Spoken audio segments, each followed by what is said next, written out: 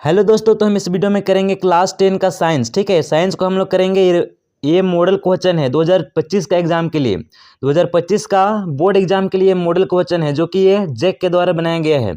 और ये model question क्यों बनाया जाता है, ताकि ये सब हम लोग को पता चले कि कौन कौन सा चैप्टर से आने वाला है। ठीक है, जो अभी हम लोग को क्वेश्चन देखेंगे वो कौन कौन सा चैप्टर से आएगा, और ये एग्जाम में भी इसी तरह से सवाल रहेगा, उसी चैप्टर से सवाल रहेगा। ठीक है, इसलिए आपको ध्यान देना है, आपका थोड़ा माइंड को चलाना है, आपका थोड़ा माइंड को घुमाना है। ठीक है, कि कौन थोड़ा आइडिया के साथ पढ़ना है हम लोग को, ना कि हम लोग पूरा चैप्टर पढ़ते जाएं और उस चैप्टर से पढ़े और एग्जाम में अइबे नहीं किया। तो ऐसे नहीं करना है, कुछ आपको दिमाग लगाना है।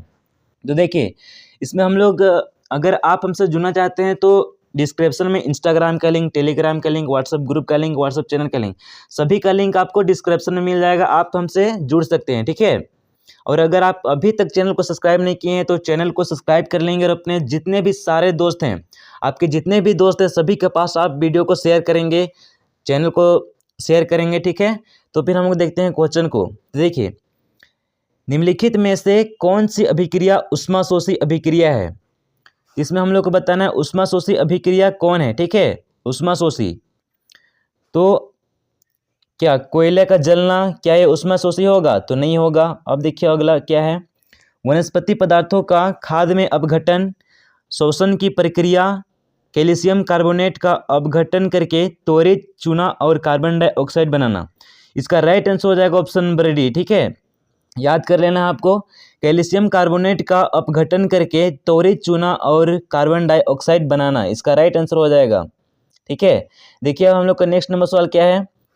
नमी वाले दिन हाइड्रोजन क्लोराइड गैस तैयार करने के दौरान गैस को आमतौर पर कैल्शियम क्लोराइड युक्त गार्ड ट्यूब से गुजारा जाता है।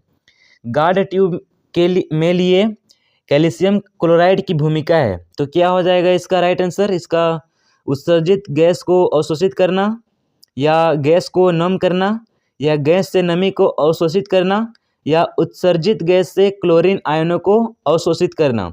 तो इसका आंसर क्या हो जाएगा? तो इसका आंसर होगा ऑप्शन नंबर सी। ठीक है, ऑप्शन नंबर सी होगा, गैस से नमी को अवशोषित कर लेना, इसका राइट आंसर हो जाएगा। ठीक है, इसको आप ध्यान दीजिएगा। नेक्स्ट नंबर सवाल है हम लोग का, तीसरा नंबर सवाल, निम्नलिखित में से कौन सा समजातीय श्रेणी में नहीं देखा जाता है। तो इसमें बताना है कि समजातीय श्रेणी में कौन नहीं देखा जाता है।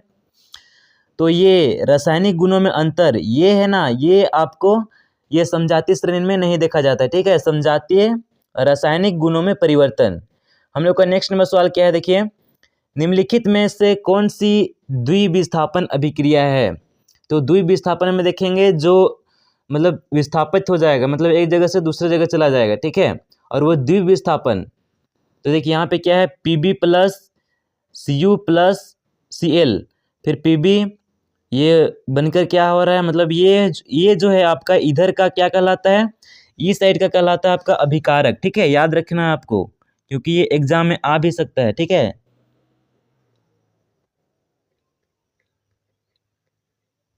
अभिकारक, इसको आप लोग को याद रखना है। ठीक है, और जो बन के मतलब जो बन जाता है, ठीक है, मतलब अभिकारक करने के दौरान जो चीज बनता है उसको हम लोग क्या कहते हैं, उत्पाद कहते हैं।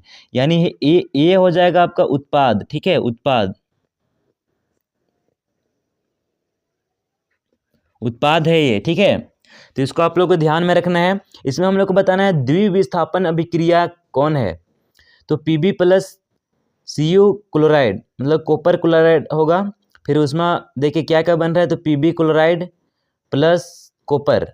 तो देखिए इसमें विस्थापन कहाँ कहाँ पे हुआ, ये Pb है, ये यहाँ पे गया Pb यहाँ पे, और Cu क्लोराइड, ये Cu यहाँ पर गया है, और क्लोराइड यहाँ पर एक ही विस्थापन हुआ है। ठीक है, मतलब विस्थापन नहीं हुआ है, ये क्लोराइड इसके पास आ गया है, यानी एक ही चीज़ का विस्थापन हुआ है, यानी ये एकल विस्थापन है। ठीक है, और हम लोग को क्या बताया है, तो द्विविस्थापन अभिक्रिया है।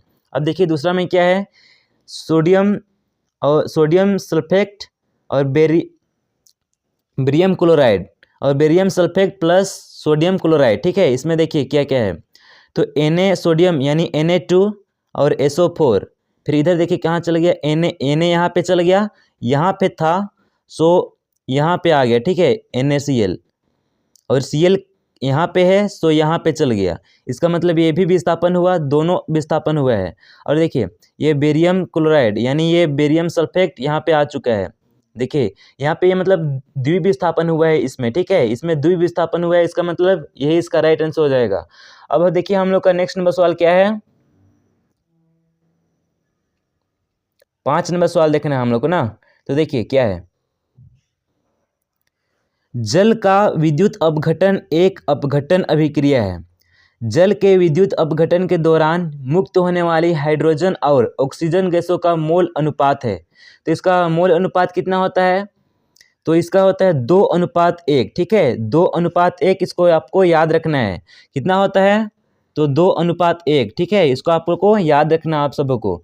नेक्स्ट नंबर सवाल है हम लोग का, और जो क्वेश्चन है उसको आप देख लीजिए कि कौन कौन सा चैप्टर से है, ठीक है। अगर जैसे कि ये क्वेश्चन है और वही चैप्टर से है तो वहाँ से आएगा। जैसे कि ये 6 नंबर का क्या है, कौन चैप्टर से है, तो एक जलीय घोल लाल लिटमस घोल को नीला कर देता है। निम्नलिखित में से किस घोल को अधिक मात्रा में मिलाने से यह परिवर्तन उलट जाएगा। तो हम लोग कैसे किस घोल को अधिक मात्रा में मिलाएंगे जो परिवर्तन उलट जाएगा, तो हम लोग मिलाएंगे हाइड्रोक्लोरिक एसिड, ठीक है, हाइड्रोक्लोरिक एसिड को मिलाएंगे तो ये परिवर्तन बदल जाएगा। तो देखिए ये कौन सा चैप्टर से है, तो ये है अम्ल और क्षारक से, ठीक है, यानी चैप्टर नंबर दूसरा से है, चैप्टर नंबर दूसरा से है, और वहाँ से जरूर क्वेश्चन छपेगा इस तरह से, ठीक है। इसलिए आपको वहाँ का जितना भी ऑब्जेक्टिव सवाल है सभी को आप ध्यान से पढ़ लेना आपको, और याद भी कर लेना है, ठीक है। अब समझ भी लीजिएगा क्वेश्चन को, ऑब्जेक्टिव क्वेश्चन उस चैप्टर से। देखिए अब हम लोग का दूसरा नंबर सवाल क्या है, बेकिंग सोडा पाउडर, मतलब बेकिंग पाउडर का एक घटक सोडियम हाइड्रोजन कार्बोनेट है, दूसरा घटक क्या है, तो इसका दूसरा घटक होता है अम्ल में, ठीक है, अम्ल में होता है, इसको आपको याद रखना है, उसका दूसरा घटक अम्ल में होता है। और इसमें अम्ल कौन है, ये टार्ट्रिक अम्ल है, ठीक है, टार्ट्रिक अम्ल हो जाएगा। तो ऑप्शन नंबर 20 का राइट आंसर हो जाएगा, 7 का option number B tartaric acid, ठीक है, इसको आपको याद रखना है। नेक्स्ट नंबर सवाल है, नेक्स्ट नंबर सवाल हम लोग का क्या है, धातुओं को खींचकर पतले तार में बदलने की क्षमता को क्या कहते हैं। जो हम लोग धातुओं को खींचकर मतलब खींचते हैं और पतले तार के रूप में बदलने की क्षमता को क्या कहते हैं। जैसे कि हम लोग सोना को, ठीक है, सोना को हम लोग खींचकर पतले तार में कितना किलोमीटर खींच सकते हैं, तो 1 ग्राम सोना में, मतलब 1 ग्राम सोना में उसको हम लोग 2 किलोमीटर तक खींच सकते हैं, 2 किलोमीटर तक 2 किलोमीटर तक तार निकाल सकते हैं 1 ग्राम सोना में, ठीक है। देखिए इतना दूर तक उसका तार निकल जाता है। तो ये धातु को खींचकर पतले तार में बदलने की प्रक्रिया को, क्षमता को क्या कहते हैं, तो इसको हम लोग कहेंगे तन्यता, ठीक है, तन्यता कहेंगे, तन्यता कहेंगे। ऑप्शन नंबर ए इसका राइट आंसर हो जाएगा, इसको आपको याद रखना है। नेक्स्ट नंबर सवाल है हम लोग का, निम्नलिखित में से कौन आयनिक यौगिक नहीं है। इसमें हम लोग को बताना आयनिक यौगिक नहीं है, तो इसमें क्या क्या राइट आंसर हो जाएगा, तो इसका राइट आंसर हो जाएगा ऑप्शन नंबर बी, ठीक है, ऑप्शन नंबर बी ये है, ये दूसरा ऑप्शन और तीसरा ऑप्शन होगा, ठीक है, दूसरा ऑप्शन और तीसरा ऑप्शन, हाइड्रोजन क्लोराइड और कैल्शियम क्लोराइड, ये हो जाएगा इसका राइट आंसर। देख नेक्स्ट नंबर सवाल है हम लोग का, निम्नलिखित में से किस यौगिक में OH कार्यात्मक समूह है। तो हम लोग को देखना है OH कार्यात्मक समूह, यानी इसका लास्ट तरफ क्या आना चाहिए, तो ओल आना चाहिए, ठीक है, ओल आना चाहिए।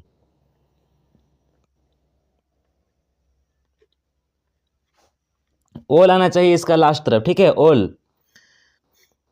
तो क्या हो जाएगा, देखिए ब्यूटेनॉन, क्या ये ओल आ रहा है, तो नहीं आ रहा है, ये ऑप्शन गलत हो जाएगा। ब्यूटेनॉल, हाँ ये ओल आ रहा है लास्ट तरफ, ओल ब्यूटेनॉल। वो एच जहाँ भी रहेगा तो आपका पीछे तरफ, मतलब शब्द का पीछे तरफ ओल आना चाहिए, ठीक है। तो ये इसका राइट आंसर हो जाएगा ऑप्शन नंबर बी। अरे देखिए ब्यूटेनोइक अम्ल नहीं, ये गलत हो जाएगा, ब्यूटेनॉल ये भी गलत हो जाएगा। नेक्स्ट नंबर सवाल है हम लोग का क्या, यौगिक CH3 - CH2 - CHO का नाम क्या है। तो CHO लास्ट तरफ जितना भी आ जाएगा, मतलब CHO ये हो जाएगा आपका क्या पढ़ाएगा, अल पढ़ाएगा, ठीक है, अल पढ़ाएगा ये। और देखिए यहाँ पे CH3 यानी ये सी कै गो है, 1 2, मतलब ये 3 गो है, ठीक है, 1 2 3 गो है सी। इसका मतलब सी 3 गो है, इसका मतलब क्या होगा, जैसे पहला में रहता है क्या, पहला में मेथेन रहता है, दूसरा में मेथ एथ प्रोप, तो दूसरा मेथ एथ प्रोप, तीसरा में प्रोप हो जाएगा, ठीक है। यानी 3 गो कार्बन है, इसका मतलब कि ये प्रोप हो जाएगा। तो हम लोग को देखना है, और लास्ट में क्या आना चाहिए, तो अल आना चाहिए, ठीक है, अल आना चाहिए लास्ट में। तो प्रोपेनल, प्रोपेनल, तो प्रोपेनल कहाँ पे है, तो ऑप्शन नंबर ए में है, इसका right answer option number A हो जाएगा, प्रोपेनल हो जाएगा, ठीक है।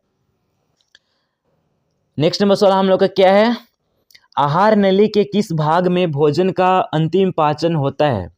तो आहार नली के किस भाग में भोजन का अंतिम पाचन होता है, तो ये छोटी आंत में होता है, ठीक है, छोटी आंत, जो बचा हुआ भोजन उसी में जाके पचता है, छोटी आंत। देखिए अब नेक्स्ट नंबर सवाल क्या है, श्वसन के दौरान गैसों का आदान प्रदान यहाँ होता है, तो कहाँ होता है, तो ये फेफड़ों के एल्वियोली में होता है, ठीक है, फेफड़ों के एल्वियोली, इसको आपको याद रखना है, ऑप्शन नंबर 20 का राइट आंसर हो जाएगा, 13 नंबर का। नेक्स्ट नंबर सवाल है हम लोग का, मस्तिष्क के बारे में निम्नलिखित में से कौन सा सत्य, मतलब कौन सा कथन सत्य है, मस्तिष्क के बारे में निम्नलिखित में से कौन सा कथन सत्य है, मस्तिष्क के बारे में यानी दिमाग के बारे में। तो मस्तिष्क का मुख्य सोचने वाला भाग पश्च मस्तिष्क है, या श्रावण गंध स्मृति दृष्टि आदि के केंद्र अग्र मस्तिष्क में स्थित है, या लार उल्टी रक्तचाप जैसी अनैच्छिक क्रियाएं पश्चिम मस्तिष्क में स्थित मेंडुला द्वारा नियंत्रित होती है, या सेरिबेलम शरीर की मुद्रा और संतुलन को नियंत्रित नहीं करता है। तो इसका आंसर क्या हो जाएगा हम लोग का, तो इसका राइट आंसर हो जाएगा हम लोग का ऑप्शन नंबर तीसरा, ठीक है, ऑप्शन नंबर तीसरा। ये आप देख सकते हैं ऑप्शन नंबर तीसरा क्या क्या है, ऑप्शन नंबर तीसरा में है 2 और 3, मतलब ऑप्शन नंबर 2 और 3 होगा। तो देखिए 2 में क्या दिया हुआ है, तो श्रावण गंध स्मृति दृष्टि आदि के केंद्र अग्र मस्तिष्क में स्थित है, यानी सुनने का, सूंघने का, स्मृति दृष्टि देखने का, ये केंद्र अग्र मस्तिष्क में स्थित है। और देखिए नेक्स्ट नंबर हम लोग का तीसरा नंबर में क्या है, लार उल्टी रक्तचाप जैसी अनैच्छिक क्रियाएं पश्च मस्तिष्क में स्थित मेडुला द्वारा नियंत्रित होती है। देख सकते हैं आप, लार उल्टी रक्तचाप जैसी, यानी ये अनैच्छिक क्रिया है, ये अपने आप हो जाती है, ये मतलब हमारा दिमाग इसको नियंत्रित नहीं करता है, ये मेडुला के द्वारा नियंत्रित होता है, ठीक है, ये मस्तिष्क के द्वारा नियंत्रित नहीं होता है। मतलब हमारा दिमाग इसको हम लोग अपना, मतलब हम लोग इसको खुद हम लोग इसको नियंत्रित नहीं कर सकते हैं, ये अपने आप हो जाता है, ठीक है। यानी ये इसको हम लोग नियंत्रित नहीं कर सकते हैं, जिसको इसको होना रहेगा तो ये हो ही जाएगा। जैसे हम लोग को उल्टी लगेगा, तो उल्टी को तो हम लोग कंट्रोल नहीं कर सकते हैं कहीं पर भी। जैसे आप क्या बोले कि जैसे आप बस में जा रहे हैं, ठीक है, अगर आपको उल्टी लग गया तो क्या आप उसको कंट्रोल कर पाओगे, तो नहीं कर पाओगे, यानी ये हो जाएगा। मतलब ये हम लोग इसको कंट्रोल नहीं कर सकते हैं, ये मस्तिष्क में स्थित मेंडुला द्वारा नियंत्रित होता है, ठीक है, मस्तिष्क में नियंत्रित, ये मेंडुला द्वारा नियंत्रित होता है। इसको आप समझ चुके होंगे, तो ये ऑप्शन नंबर दूसरा भी हो जाएगा। और मैं एक आपको बता दूं कि देखिए ऐच्छिक क्रिया फर्स्ट क्या है, पहला में हम लोग क्या जान रहे हैं, पहला में हम लोग जान रहे हैं ऐच्छिक क्रिया, ठीक है, इसको आप एक बार अच्छे से समझ लीजिए ताकि एग्जाम में भी आए तो उसका आप आसानी से कर सकते हैं। दूसरा हो जाएगा आपका अनैच्छिक क्रिया, दूसरा क्या हो जाएगा, अनैच्छिक क्रिया, ठीक है, इसको आपको समझना है, ठीक है। और एक हो जाएगा तीसरा आपका प्रतिवर्ती क्रिया,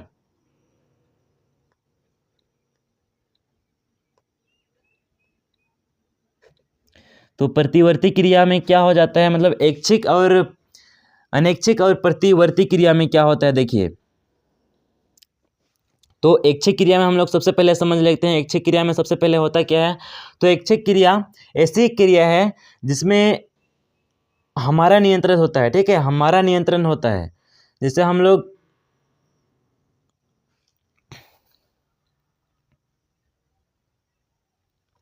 ठीक है। तो अनैच्छिक क्रिया में क्या होता है, मतलब ऐच्छिक क्रिया में होता क्या है, तो ऐच्छिक क्रिया में होता है कि हम उस पर हमारा नियंत्रण होता है, ठीक है, हम उसको नियंत्रित कर सकते हैं। जैसे कि बोलना, मतलब हम बोल रहे हैं, इसमें हम नियंत्रित, मतलब हम अपना नियंत्रण कर सकते हैं।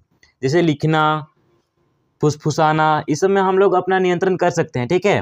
जैसे आप क्लास में फुसफुसाते होगे तो सर मतलब आ जाते होंगे, ए तुम लोग क्या बात कर रहे हैं, तो मतलब ये नियंत्रण हो जाता है अपने आप में, ठीक है।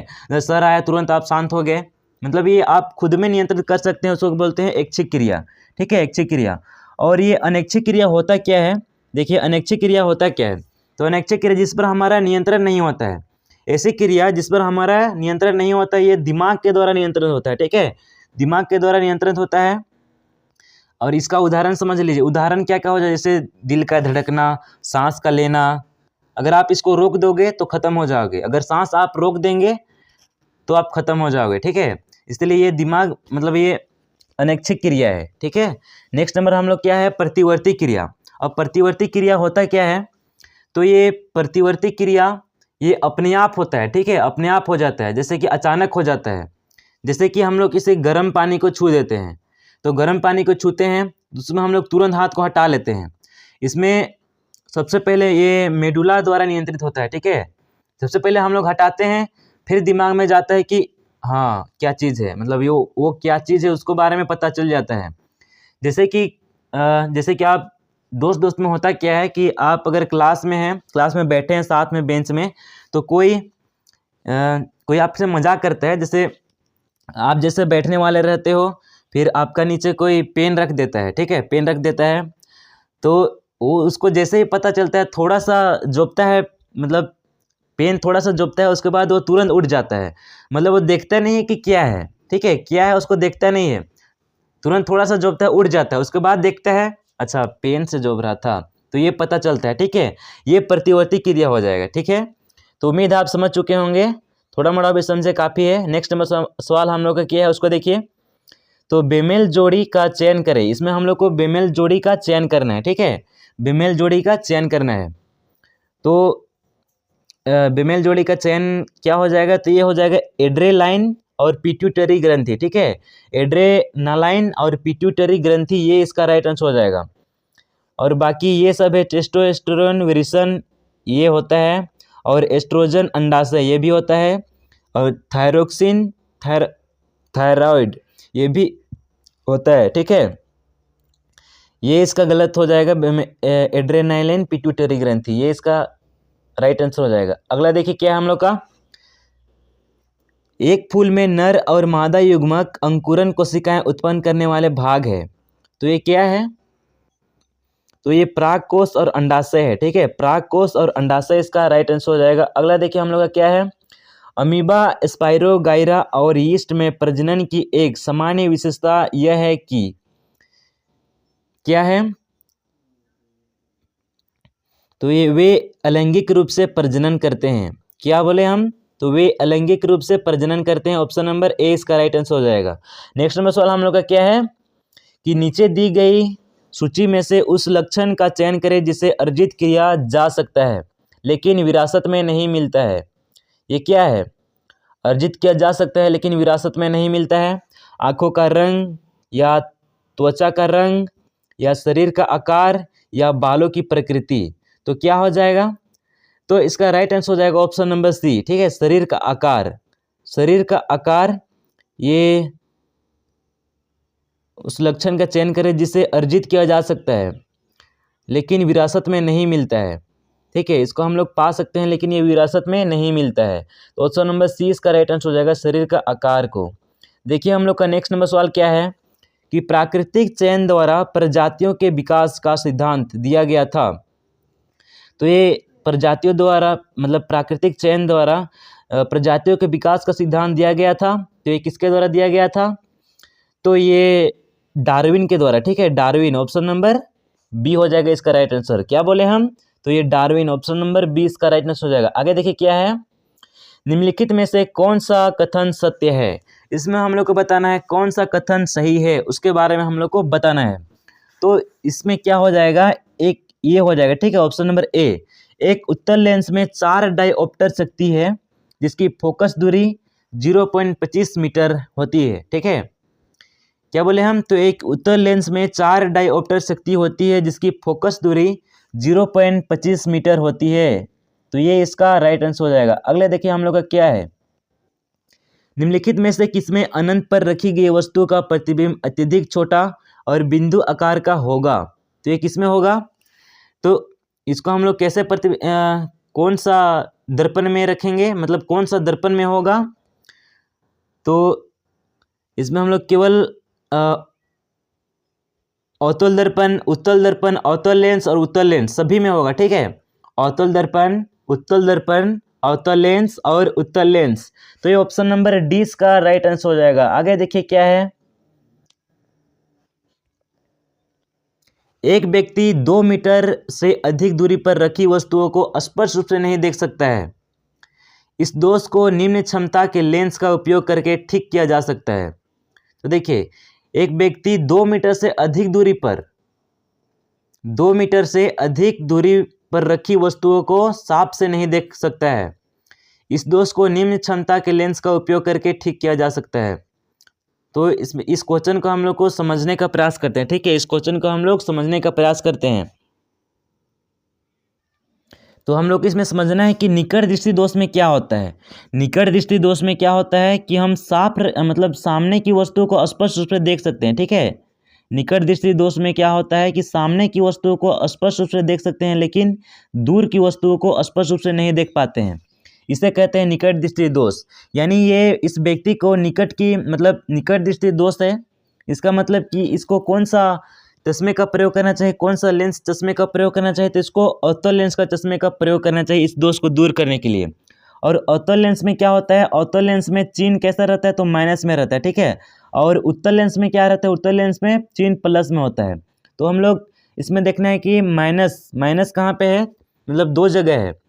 तो ये इसका राइट आंसर क्या हो जाएगा, तो इसका सही आंसर हो जाएगा ऑप्शन नंबर बी होगा इसका, ठीक है। ऑप्शन नंबर बी -0.5 डायोप्टर इसका राइट आंसर हो जाएगा, आपको ध्यान रखना है।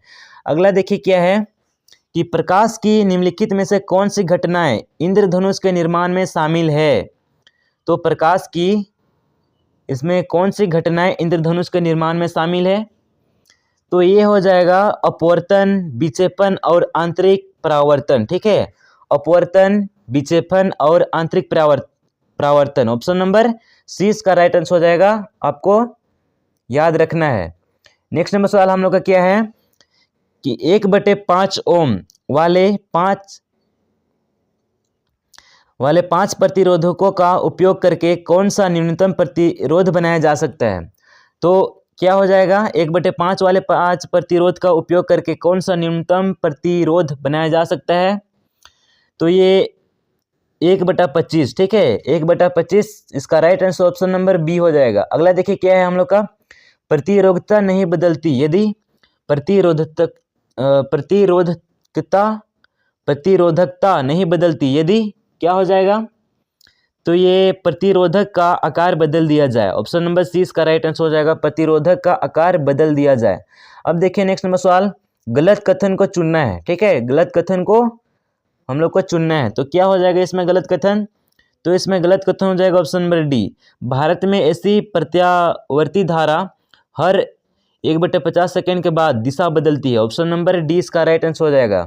नेक्स्ट नंबर सवाल है, बाकी वो सब सही है, वो सब सही कथन है। नेक्स्ट नंबर सवाल क्या है, घरेलू उपकरणों को शॉर्ट सर्किट या ओवरलोडिंग से बचाने के लिए इस्तेमाल की जाने वाली सबसे महत्वपूर्ण सुरक्षा विधि है। तो क्या हो जाएगा, तो ये फ्यूज का उपयोग, ठीक है। फ्यूज का उपयोग करना चाहिए हम लोग को। तो ये ऑप्शन नंबर 20 का राइट आंसर हो जाएगा। अगर हम लोग घर में किसी तरह के नुकसान नहीं पाना चाहते हैं, अगर किसी तरह भी मतलब ओवरलोड हो जाता है, जैसे कि क्या बोले हम, जैसे गांव में होता क्या है कि गांव में ट्रांसफार्मर रहता है, ठीक है। ट्रांसफार्मर रहता है जो मतलब जो जैसे कि आपका गांव में घुसने से पहले ट्रांसफार्मर रहता है। अब ट्रांसफार्मर का कार्य क्या होता है, जो जैसे कि गाँव में सभी घरों में बिजली जा रहा है, करंट जा रहा है, तो किसी घर में अगर कहीं पे तार सट गया, ठीक है, मतलब ये ओवरलोडिंग हो जा रहा है, इसका मतलब कि ट्रांसफार्मर का फ्यूज जो है वो छूट जाएगा। अगर ट्रांसफार्मर उड़ेगा नहीं, मतलब अगर ट्रांसफार्मर उड़ेगा तो पूरा बिजली ख़त्म हो गया वहाँ का, उस गांव का पूरा एकदम 15-20-25 दिन के लिए वहाँ पे ट्रांसफार्मर नहीं लाया जाएगा, तब तक बिजली का तो कोई चांस ही नहीं है उस गांव में। इसीलिए क्या करता है कि फ्यूज का उपयोग किया जाता है, ठीक है। फ्यूज का उपयोग करेंगे, वो फ्यूज जो है छूट जाता है वहाँ से, उसको आप कोई भी जोड़ सकते हैं, वहाँ पे जो बड़े लोग हैं वो आपका जोड़ सकते हैं। तो इसमें आप उसमें ज़्यादा कुछ दिक्कत नहीं होता है, क्योंकि आपको फ्यूज का उपयोग करना ही चाहिए। अगर ओवरलोड हो जाएगा तो वो फ्यूज का तार छूट जाएगा अपने से, ठीक है। तो इसीलिए फ्यूज का उपयोग किया जाता है। तो ऑप्शन नंबर 20 का राइट आंसर हो जाएगा, option number B. Next number सवाल हम लोग का क्या है, 28 नंबर सवाल, जल विद्युत संयंत्र में क्या होता है? तो ये संग्रहित जल की स्थितिज ऊर्जा को विद्युत में परिवर्तित किया जाता है, ऑप्शन नंबर ए इसका राइट आंसर हो जाएगा। नेक्स्ट नंबर सवाल हम लोग का क्या है, वे जीव जो विकिरण ऊर्जा का उपयोग करके अकार्बनिक यौगिक से कार्बोहाइड्रेट का संश्लेषण करते हैं उन्हें कहा जाता है। तो उन्हें क्या कहा जाता है? तो उन्हें कहते हैं उत्पादक, ठीक है, उत्पादक। ऑप्शन नंबर 20 का राइट आंसर हो जाएगा। नेक्स्ट नंबर सवाल हम लोग का क्या है, इस वीडियो का अंतिम क्वेश्चन, चिपको आंदोलन द्वारा दिया गया महत्वपूर्ण संदेश है। तो चिपको आंदोलन द्वारा दिया गया महत्वपूर्ण संदेश क्या है? देखिए, वन संरक्षण प्रयासों में समुदाय को शामिल करना, या वन्य संरक्षण प्रयासों में समुदाय की अनदेखी करना, या विकासात्मक गतिविधियों के लिए वन वृक्षों को काटना, या सरकारी एजेंसियों को वनों में वृक्षों को नष्ट करने का आदेश देने का निर्विवाद अधिकार है। तो इसका क्या हो जाएगा? तो देखिए, इसमें हम लोग को बताएं चिपको आंदोलन से संबंध क्या है। तो चिपको आंदोलन ये क्यों, जब ये पेड़, जब अंग्रेजों के द्वारा, जब जैसे रेल लाइन का पटरी बनना था, तो उसमें पेड़ को काटा जा रहा था, जंगल रास्ता जा रहा था, ठीक है। तो उसको पेड़ सभी बहुत उसमें पेड़ कटाया। अंग्रेज का टाइम में जब रेल लाइन बिछना था, उसमें बहुत सारा पेड़ कटाया था, मतलब कटा रहा था, ठीक है। तो ये इसको बचाने के लिए ये भारत के लोग क्या करते हैं, जो चिपको आंदोलन यानी पेड़ में ही लटक जाते हैं। तो वे क्या करते हैं कि जब तक हम नहीं मर जाते हैं तब तक ये पेड़ को कुछ होने नहीं देंगे। यानी पेड़ में वो महिलाएं लोग हैं, ये भारतीय लोग हैं, वे लोग चिपक जाते हैं पेड़ में। अगर पेड़ कटेगा तो उससे पहले, पेड़ काटना है तो उससे पहले हमको काटना पड़ेगा, ये उनके अंदर ये चीज़ हो जाता है, ठीक है। तो यही था चिपको आंदोलन, ठीक है। चिपको आंदोलन ये किसके द्वारा नेतृत्व किया? सुंदरलाल बहुगुणा के द्वारा नेतृत्व किया गया था चिपको आंदोलन, ठीक है। और ये क्या है, तो संरक्षण को, मतलब वन संरक्षण प्रयासों में समुदाय को शामिल करना, ठीक है। मतलब जितना भी हम लोग संरक्षण यानी बचाव कर सकते हैं जंगल को, प्रयासों में समुदाय को शामिल करना। ऑप्शन नंबर क इसका राइट आंसर हो जाएगा। वन संरक्षण प्रयास समुदाय की अनदेखी करना, ये गलत हो जाएगा। देखिए, विकासात्मक गतिविधियों के लिए वन वृक्षों का काटना, ये भी गलत हो जाएगा, क्योंकि हम लोग को इसमें तो वन को बचाना है, वन संरक्षण करना है, तो ये भी आपका गलत हो जाएगा। सरकारी एजेंसियों को वनों में वृक्षों को नष्ट करने का आदेश देने का निर्विवाद अधिकार है, ये ऑप्शन गलत है।